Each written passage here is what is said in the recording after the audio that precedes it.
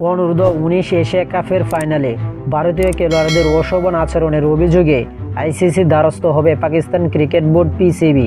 পিসিবির chairman Mohsin Naqvi নিজে এই অভিযোগের বিষয়টি নিশ্চিত করেছে। দীর্ঘ 13 বছরের আক্ষেপ গুছিয়ে যুব এশিয়া কাপে শিরোপা জয়ের পর পাকিস্তানের প্রধানমন্ত্রী শাহবাজ শরীফের অভ্যর্থনা পেয়েছেন পাকিস্তান দল। উপস্থিত ছিলেন পিসিবির সভাপতি মহসিন নকভী। নকভী সেখানে বলেন, ভারতীয় দলের খেলোয়াড়দের আচরণ কোনোভাবে গ্রহণযোগ্য ছিল না।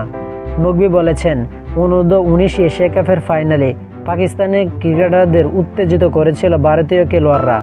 ওই ঘটনায় আইসিসিকে আনুষ্ঠানিকভাবে জানাবে পাকিস্তান। রাজনীতি ও ক্রীড়াকে সবসময় আলাদা রাখা উচিত।